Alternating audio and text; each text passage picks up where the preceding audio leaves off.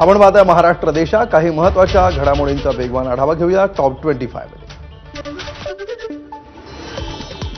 मुख्यमंत्री देवेंद्र फडणवीसांच्या उपस्थितीत 13 आत्मसमर्पित नक्षलवाद्यांचा सामूहिक विवाह सोहळा संपन्न। परातीत पोलिसांचा नातेवाईक बनून सहभाग। पोलिसांच्या या अनोख्या उपक्रमाचं सर्वत्र कौतुक। संत मुक्ताईंच्या पालखीचं आज जळगावातून प्रस्थान। संत मुक्ताबाई समाधी मंदिरापासून पंढरपूरकडे विठ्ठल नावाच्या गजरामध्ये पालखी निघाली। संत श्रेष्ठ ज्ञानेश्वर महाराजांचं यावेळचं पालखी प्रस्थान किमान 1.5 ते 2 तास उशिरा होणार। पालखीची दर गुरुवारी परंपरा कायम ठेवण्यासाठी बदल। पुण्याच्या माळीण परिसरामध्ये मुसळधार पाऊस। परिसरातील 11 गावांचा संपर्क तुटला। वाहतूकही बंद।